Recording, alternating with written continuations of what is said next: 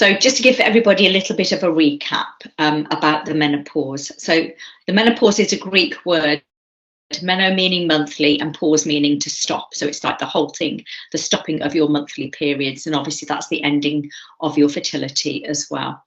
It's all about the changes in hormonal levels. They fluctuate a lot as things are starting to slow down. And the symptoms that we commonly describe with the menopause are the hormones estrogen, progesterone, and testosterone. So primarily it's about the deficiency in these hormones as we become postmenopausal. So the changes in our hormone levels and then lead to deficiency in these hormone levels produce the physical and the psychological effects of the menopause that we know oh so well. Physical symptoms, anxiety, physical symptoms, hot flushes, night sweats, weight gain, those kinds of things. The psychological effects are, in my experience, the symptoms that really impact upon women more, and that's the brain fog, the anxiety, the reduced confidence, and that awful feeling that you just don't know where you as a person have gone to. And the psychological effects can really affect your emotional well-being and your quality of life. So when do the symptoms start? Well, the symptoms can start really from any time, so like you're in your 40s. Some people have an early menopause when they're in their late 30s, but primarily most women, their symptoms develop from sort of like their mid 40s onwards. And the symptoms of hormonal deficiency can continue all of your lives. But for some women, they notice a significant improvement of their menopausal symptoms, probably about 15-20 years after the menopause. But we're all different, and that's the most important thing. So, it's a case of thinking, well, do I want hormone replacement therapy or not? Hormone replacement therapy is about replacing the hormones that you are deficient in. And if there's one thing that's really important that we understand, that's exactly what it is. It's not about putting your body full of different types of chemicals. It's about replacing the hormones that your ovaries are no longer producing. So therefore, you will not have the symptoms of the deficiency, which impacts upon your quality of life. Thank you.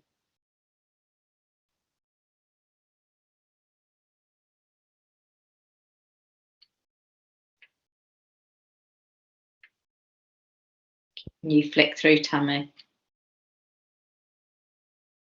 I think there's a delay still your end, Diane. Can you see it now? Yes, thank you. Thanks. So today we're talking about menopause in the workplace. It's a vast subject. So there's some statistics here for you.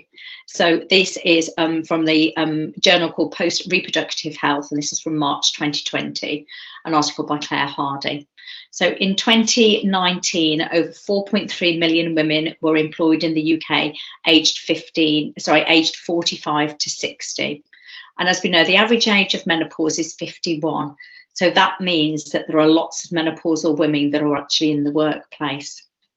So up to a third of these women have severe menopausal symptoms, and women find it hard to manage their symptoms. They feel stigmatized, embarrassed to discuss them. Now, these are really common things that I hear over and over again. Obviously, I do private consultations for people, and this is what they're telling me. So the research is saying it, and also from my personal experience, this is what I'm noticing as well. And women find it really difficult to discuss their symptoms with people, particularly if they don't feel that they can trust, or they're too embarrassed to actually speak to somebody if they're male, or they just don't think they're going to understand what their symptoms are and how it's impacting upon their quality of life. Because the physical and psychological symptoms will affect their working lives. So they might have issues with lateness, they might be making errors at work, but the physical and the psychological symptoms will impact on people's lives, whether they've got minor symptoms or they've got really significant symptoms. And symptoms such as hot flushes make women want to leave their job. And again, that's a fact. So thank you.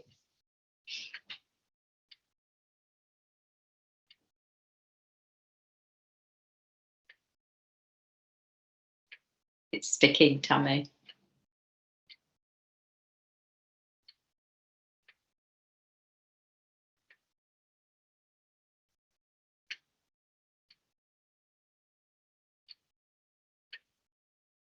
Thank you. So menopause at work, from a legal perspective then, it's really about employers understanding that they do have a duty of care to ensure your health, safety and well-being of all staff, and that that's actually being met. And what's happening is that women are feeling that they are embarrassed, it's shameful, they're feeling stigmatised, and they're feeling that they shouldn't be in the workplace, or they're feeling that they are treated unfairly at times by people, and they're being maybe slightly ridiculed or mocked, or certainly not given the understanding and the patience that they should have been. So women shouldn't be discriminated against due to the menopause. The Equality Act in 2010, it relates to age and sex, and this will apply to menopausal women, because the symptoms of menopause are disabling, but menopause itself is not a disability. So obviously the sort of like the more of a definition of a disability is a lifelong situation, like a lifelong problem that is not going to improve. So menopause is something that will improve, but the symptoms of the menopause, they can disable people in the short term.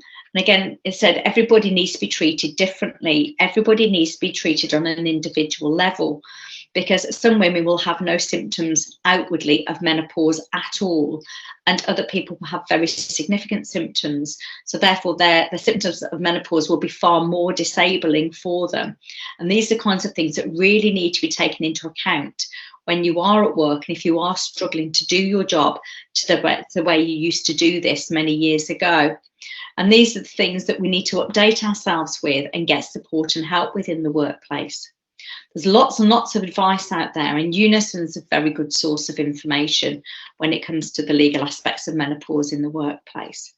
Because lots of women do feel that it's a discrimination. They do feel that they're being treated unfairly, although they probably wouldn't vocalise this to the people around them or to their managers. But these are the kinds of things that people are telling me on a daily basis. So this is how it's making women feel. And this is why we have a duty to support people and make sure that we can give them the right advice and the right information, so they don't feel discriminated against. They don't feel they're being ridiculed. They don't feel that they're being made to feel that they shouldn't be at work with these symptoms. So this information here about the legal aspects is from Unison, and they say that menopause is an occupational health and equality issue, which it is, isn't it? And it's about making sure that we can promote people to stay in the workplace for as long as they possibly can, doing the job that they can do, and it's up to employers to support people in whatever way that they can to keep them in the workplace. And this literature was from Unison Menopause in the Workplace Policy. Thank you.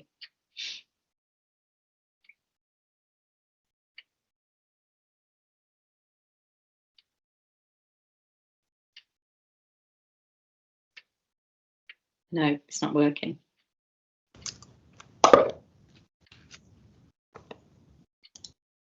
It's really playing up today, isn't it? Okay, so one of the things that a lot of people talk to me about, and the one thing that we've noticed, is that when we were all in lockdown and most of us were working from home, obviously some people, particularly in the health services, weren't able to be at home. But everybody else felt that their working from home was a lot more comfortable for them. And if you're experiencing menopausal symptoms and you're just sitting here alone at home, then there's nobody to make comments about you. Then, you know, if you have to keep running and going to the toilet frequently because of the symptoms, if you're having hot flushes, you can have the window wide open, you can be sitting in your t-shirts, etc. And you can feel comfortable because you're in your own environment. You've got less anxiety, less stress, and you can adapt to how you're feeling and create an environment in which you will feel comfortable doing.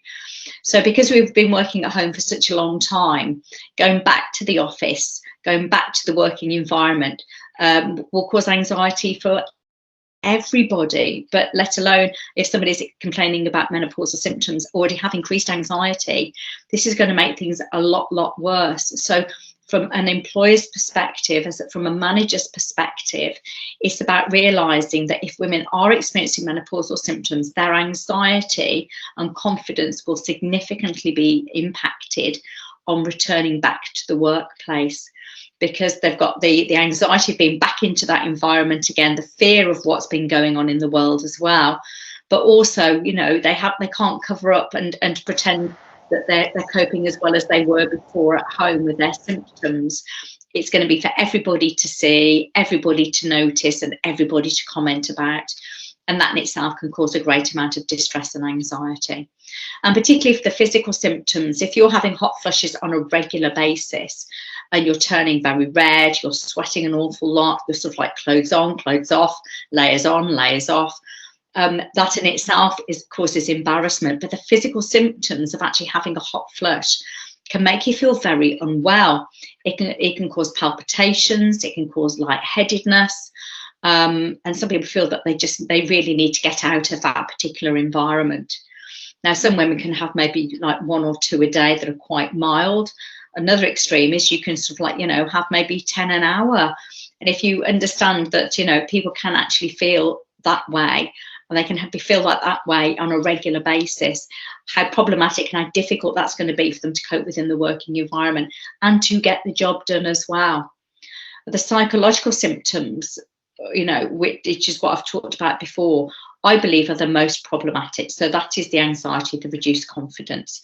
And then you've got things like the brain fog, you're absolutely exhausted. But it's more the fact that you don't feel yourself, and that menopausal women just really don't know how to vocalize what that awful feeling is.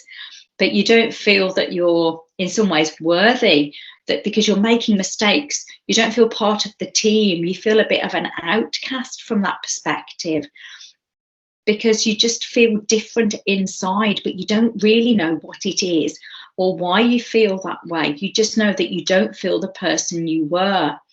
And so the psychological effects can make women think, well, I need to be at home. I can't cope with my job anymore.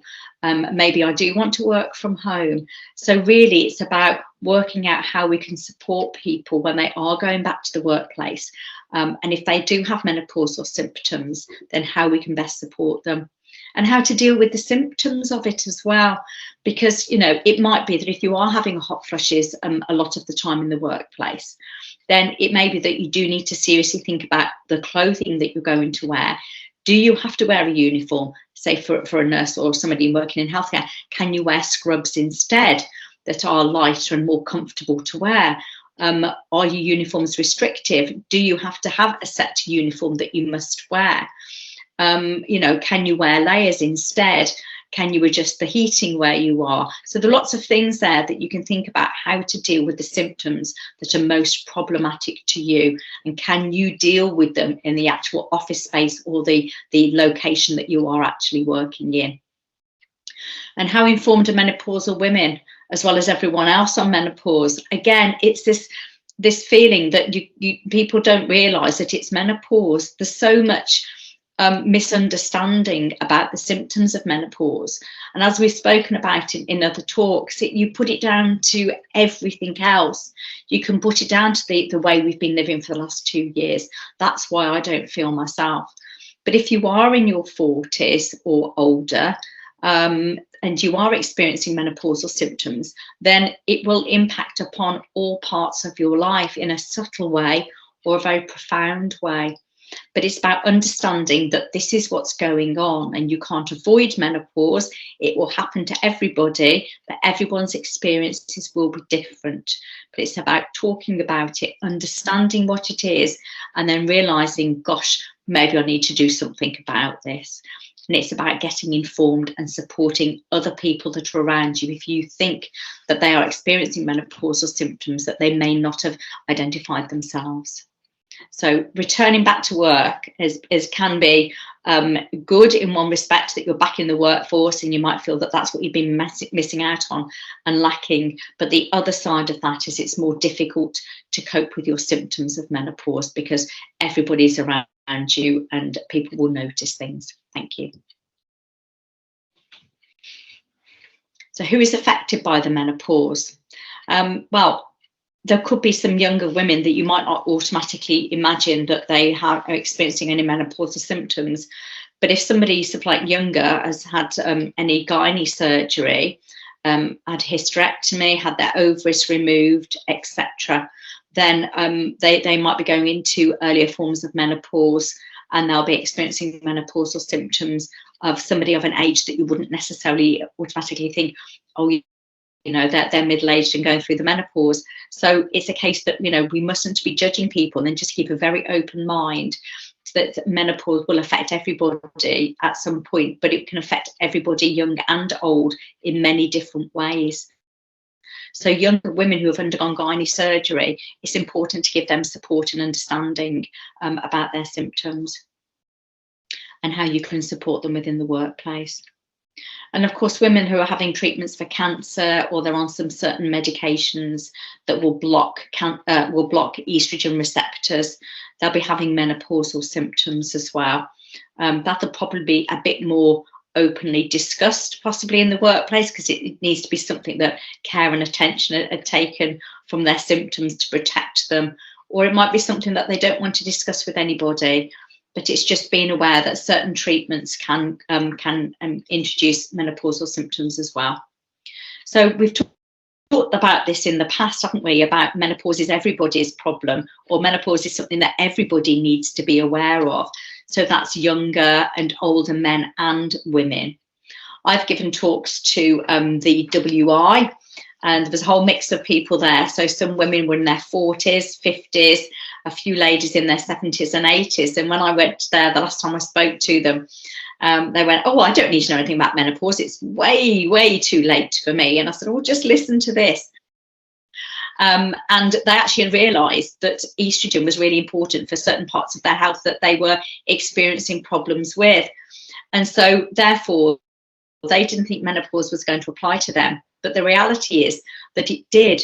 And with the right advice and the right training, the right guidance, that people can understand how it's affecting everybody else, but they can relate to it themselves. You know, younger men might be thinking, oh, that's what my mom's going through, or my older sister's going through, etc. So, you know, we all live and work with women that are going through the menopause. And it's just about raising awareness so that we can be less judgmental and more supportive of what they're experiencing. And then, of course, as the LBGTQ plus communities, and it could be that you've got, you know, a female assigned at birth that's transitioning into a man that may still have a uterus that will be experiencing menopausal symptoms as well. So all it is, it's about thinking and not being judgmental about any person in the community, and understanding how menopause affects each one of us. Children, you know, our children will be experiencing menopausal symptoms because they're getting the brunt of how we're feeling and our moods and the way we're coping with menopause, which can actually have an effect on their understanding of how it will impact them when they're older. So the way we deal with this, we're educating and explaining the situation to our children and our other family members. So therefore it is really important that we explain to people what it is, what it means to us, and the kind of support that we need, and maybe the kinds of treatments that we need from our family and friends as well. So yeah, so families are really effective, particularly partners. You know, menopausal women tend to push partners away purely because they just don't feel themselves. They feel really low, and there's this awful confusion of just really not understanding how you're feeling. So if you're struggling at home, you're going to be struggling even worse in the workplace. And menopause is everybody's business, as we keep saying. Thank you.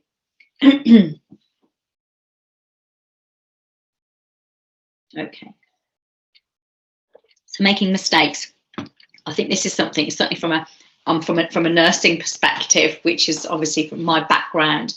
I've spoken to lots and lots of very senior nurses about this, and this is probably one of the main reasons that I actually went into giving menopause advice to start with, was to support nurses in the workplace because of the issues that they were experiencing due to menopause. So this is for everybody in every area, because you can see how menopausal symptoms will impact upon everybody's ability to go to work and work effectively. It's about making mistakes and clinical errors as well. I've had lots of women say to me that they don't feel safe behind the wheel of the car. Now, in order to get to work, most of us have got to drive. If you're doing a job that means that you've actually got to drive for a living, then how safe are you behind the wheel of that vehicle because of your menopausal symptoms? Brain fog, exhaustion, tiredness, and you're just not feeling yourself at all. Sort of feel a bit vacant, a bit in a bubble. Blood sugars can come a little bit erratic as well due to the lack of estrogen. And it's really just thinking, well, should you actually be driving a car? And I suppose this is about making people just think a little bit about their job, about their working lives, and thinking, okay, well, maybe I'm not my best at driving, so therefore I'll maybe get somebody else to drive for me, or actually I'm going to cut my hours down driving to work, maybe do some car sharing, maybe get the train, maybe do more things from home, or just even having that awareness that maybe you're not quite as sharp as you should be driving means that you've got a raised awareness and you'll protect yourself to make less errors. But I do know people that have said to me, I haven't got a clue how I got to work, or I don't actually feel safe to drive a car. So again, it's just putting that thought out there of how it can impact you. And then of course, if you made any errors, are you working in accounts? Have you made any significant errors where sort of like you've typed the wrong numbers in, or some big problems? Have you deleted information that you shouldn't have done, or forwarded information that you shouldn't have done, or anything like this, or just not actually achieved the work that you needed to do? And when you make errors, it breaks your soul, doesn't it? You're thinking, why have I done this? I can't believe I've been so stupid to do this. And then you doubt everything else that you do. And so it's a case that if you can know that you're feeling this way, you really need to be thinking about doing something about it. If you've realised there's a problem, you need to act upon this. And of course, depending what area of work you're in, it might be slightly more relevant than maybe other areas. But we owe it to ourselves, and we owe it to everybody else that we work with, that if we do feel that we are at risk of making some significant errors within the workplace, then we do need to act upon this, speak to managers and take it from there. But drug calculation errors, and this is a big one for me from a nursing perspective, that it's very difficult to have your brain working properly when you've got the pressures of looking after lots of people, highly stressed environments, and then you're doing drug calculations to work out dosages, particularly for things like children, particularly things on the community. You're making different syringe drivers up, etc. Then drug calculations can be a big problem, and we're talking about significant clinical events here. So again, having that awareness that you're thinking, my brain isn't working properly, you make sure somebody doubles and triple checks what you've done. And if you're feeling that you're struggling with work, or you can't get people to check these things, you just need to say, right, okay, I need to get something done about this, and go and see your GP. And certainly speak to your manager about how you're feeling. Because these clinical mistakes, you might forget to have checked some equipment correctly. You might have actually put something together correctly. If you're doing something, you're lifting patients with a hoist, for example, if you haven't got the right equipment, you haven't checked it that day, you haven't checked the fridge for vaccination temperatures, etc., then it could be that things need to be reordered. Incidents are happening because equipment is faulty, it hasn't been checked, it hasn't been charged. Somebody's going out and their phone hasn't been charged correctly. And all these things could lead to a certain incident occurring. So it's just having that awareness at this point to thinking, yeah, that sounds a little bit like me. I've been really close to making some errors, but gosh, I just managed to realise what I did in time. And again, it's if you know that these things are affecting you, put measures in place. Get somebody to check your work, put notes down, tell your managers, and then it's a case of maybe getting some risk assessments done to see and make sure that you are being supported and you can do the job safely.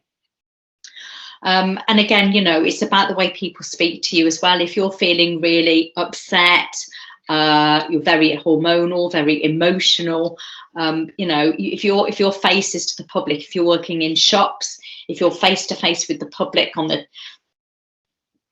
telephone, doing virtual meetings, if you're not feeling yourself and you're having to try and keep your cool when somebody else in front of you isn't, become incredibly difficult to remain composed and not to be rude and actually be professional and do your job to the best ability.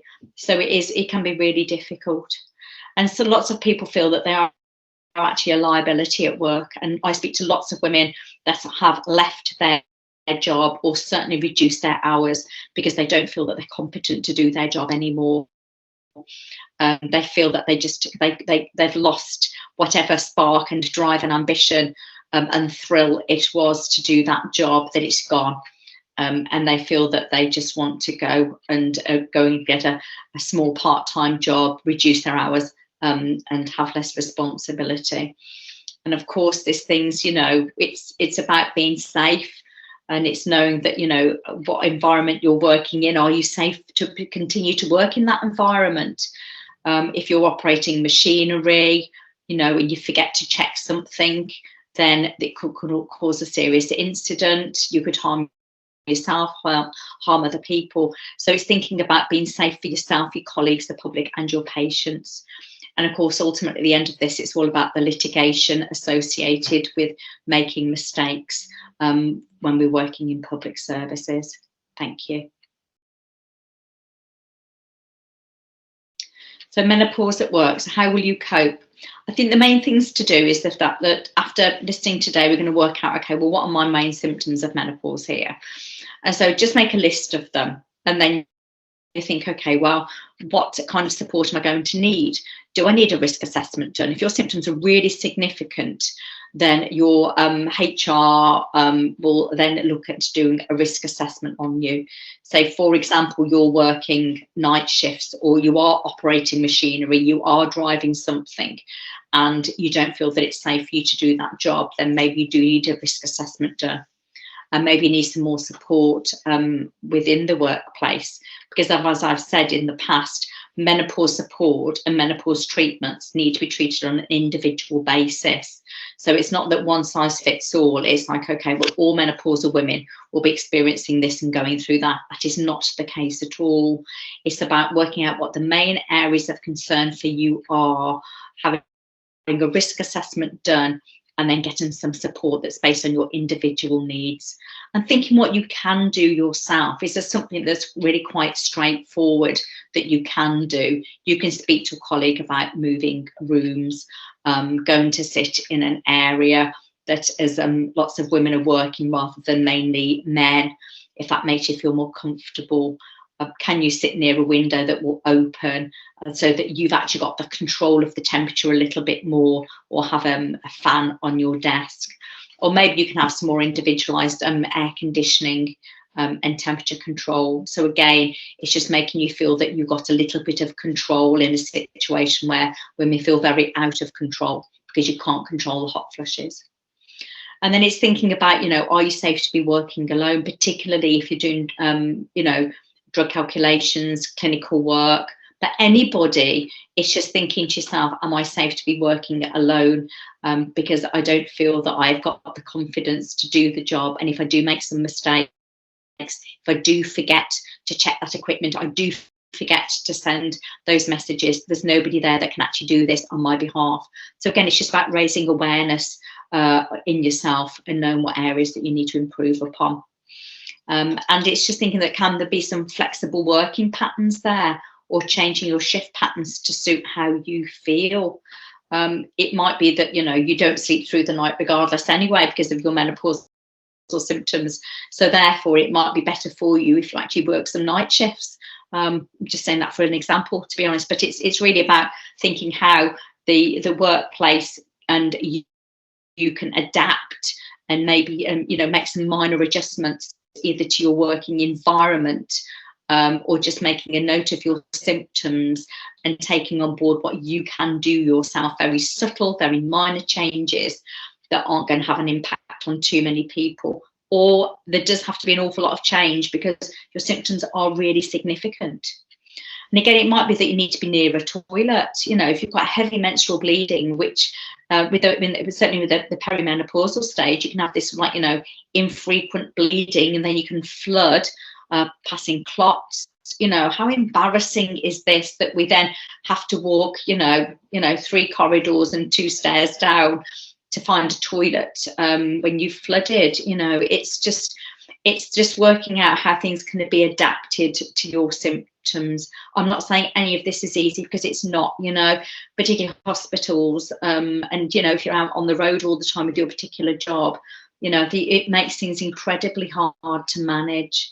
And it's about spare clothing to take with you in case you need to get changed, and having short, frequent breaks, because it might be that instead of having longer breaks, that you need shorter, more frequent breaks, that you can actually go outside, collect yourself, cool down, reduce your anxiety, which will then help improve your confidence. And you just need a bit of that time out. So again, it's adapting things that's that goes with the place of work and the role that you have, and also around your menopausal symptoms. And I can't read that last one, Tammy. What will help? Can you read that for me? I can't see it because of the bar. It says, what will help you the most? Oh, right, thank you. Yeah, so it's looking at your symptoms and then thinking about what will actually improve things the most for you. If it's something about having a desk fan that actually is all you need, then that's great. So it really is, it's about that prioritising the main problems, the main symptoms that you have, and then working out what needs to be done and how you can do things to support yourself as well. Thank you. So it's about making changes within the workplace. I think obviously with the trust here, we've been talking an awful lot over the last few months about having policies and workplace policies and guidance as well.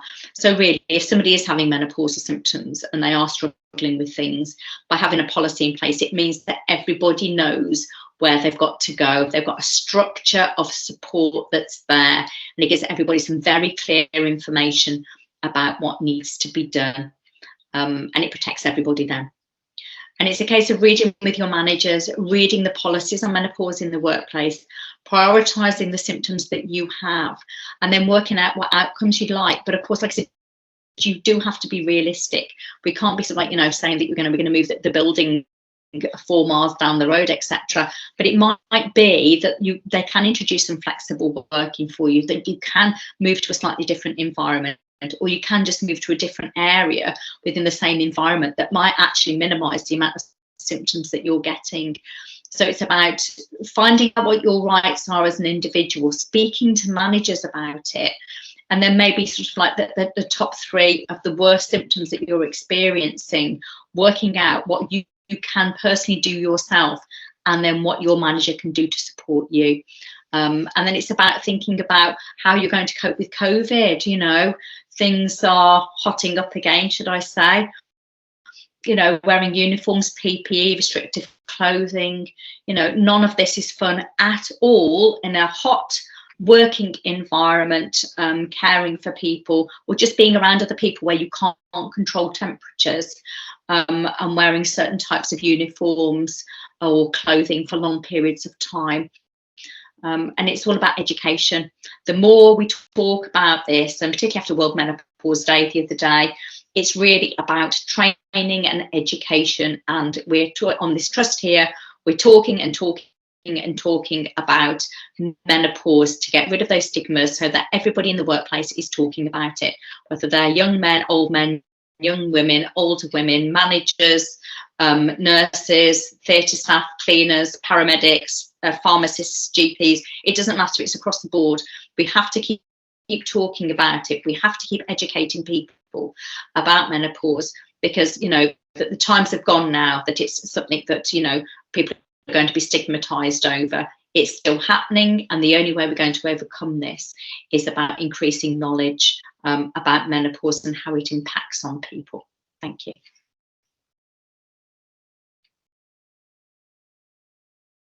So menopause at work. So again, it's about, have you had any training on menopause in the workplace? Well, obviously this trust is, because this is why we're putting this on. And have you been able to identify your menopausal symptoms? When you've done that and you've written them down, you've prioritised them, you've spoken to your work about it, you've identified them yourself, then you need to go and see your GP. And certainly I would suggest that do talk to them about hormone replacement therapy, and if it's something that you'd like to take. Because hormone replacement therapy, by giving the hormones back into your body that your ovaries aren't producing, that you're deficient in, is probably the leading reason why you're developing these symptoms. So by giving you back those hormones, your symptoms will be reduced, maybe to nothing, but certainly more manageable for you. And then again, all the little subtle changes that you can make will really, it can transform your life. So discussing HRT with your GP is an option. And it's also about talking to your GP about how work is being affected. Do you need time off? Do you need to go on reduced hours? And all this is about discussion with your GP and discussing it with your manager, and talking to your family and friends. It's so important, because we've probably got friends of similar age, so therefore we need to be talking about it to them. They might not want to be as open as us about it, but the more open we are, the more they might listen and think, gosh, that's me, or that's my friend, sounds like her as well, gosh, I didn't know that's what it was. And so it's a ripple effect. The more we learn, the more we educate, the more we understand body. And when partners and family members and close friends understand how menopause is impacting upon our lives, then they're going to have a real good understanding of how they can support us more, and listen to us, rather than sort of often tell us what we should or shouldn't be doing. But just being there to listen is a really important thing to do. And if your ability to work normally is affected, you absolutely need to talk to people within your place of work, your manager, HR, and your wellbeing leads, because these people are there to support you, and they've got a duty of care to keep you healthy, well, and so you can continue to do your job within the workplace. And like I said before, it's about prioritizing what your symptoms are, how it's affecting you the most. Do what you can within the workplace by yourself to make those subtle changes. And then it's a case of getting everybody else on board to try and give you that support as well, so you can continue to work. And it's about managing your symptoms as best you can. HRT really significantly helps most women. But if you can't take it for whatever reason, or you don't want to take it, then it's looking at what else you can do to manage your symptoms.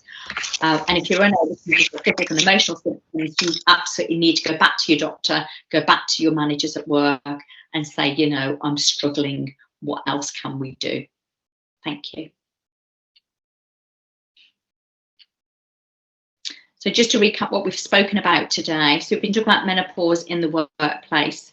We've been talking about the importance of workplace training. Without education and increasing our knowledge, then we're not really going to understand what menopause is ourselves and how we can support people around us. And understanding what a duty of care our employer has when it comes to women in the workplace, and that women must not feel discriminated against due to menopause. Like I said, remember that menopause produces disabling symptoms for some women, but it is not classed as a disability. And we should all be treated as an individual when it comes to managing our symptoms. And think about the issues that we're facing, back to work after being at home a long time, doing shift patterns, returning to work after illness, after bereavement. We may be off sick for a good while with anxiety due to the menopausal symptoms, or just life generally. And going back to the workplace is really going to increase anxiety. Confidence is on the floor. We know what it's been like if you've been on holiday for 2 weeks going back.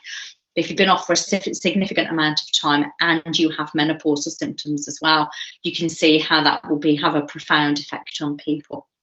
So it's about considering the issues that people are going to have when they return back to the workplace, reading about policies, reading about guidance, thinking about your symptoms, and thinking what you can do yourself to improve your physical and your psychological symptoms.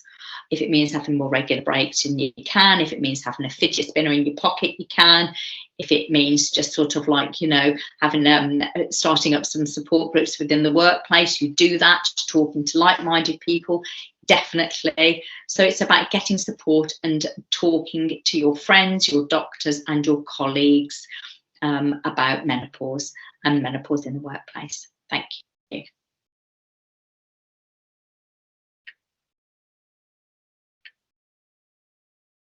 stuck again.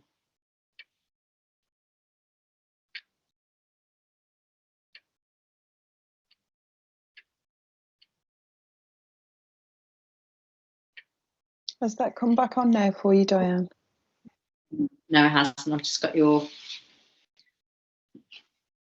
I don't know if you want to read the last one. I think it's... I don't know what the last one is, but we're towards the end now, aren't we? Okay. Oh, there we go. Support. Yeah. Yeah. No problem. So with the presentations that we're giving presentations twice a month on various subjects of menopause. We've worked our way through since March. We're making these monthly sessions, and we're really here to educate, support, and generate conversations and get people feeling supported within the workplace. So shortly we'll be having question and answer sessions. Then we'll go into the menopause cafes, and it's just making everybody aware that, you know, any issues that you have with your health, generally speaking, at work, you do need to speak to somebody within the workplace. And next month's presentation is going to be, is it just hormones? And I can go into this in a lot more detail then, but, you know, is it just the hormones that are making me feel this way, or what else are the reasons for it as well?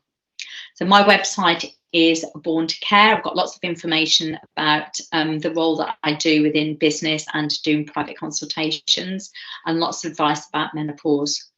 The next one down is the Women's Health Concern. It's a really good website, lots and lots of information about women's health and menopause.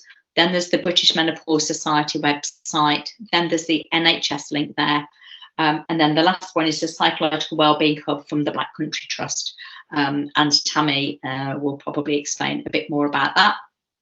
Thanks, Diane. So just to link in with what Diane's mentioned there, we know that menopause isn't just all about the physical, it's also about the emotional and the mental well-being of everyone here on the call today. So if you do feel that you are struggling and you do need some emotional support for your mental health, then please do make contact with the Psychological Wellbeing Hub. You are able to make a self-referral.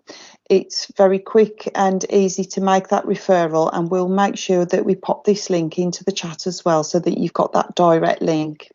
It will also be linked in your emails after today's session with some further information following today's webinar. So, you know, if you do feel that you do need some support, please don't suffer in silence, even if it's just that one-time call only and you don't need any further support, then please do make contact with our professionals here. Thank you. Thank you.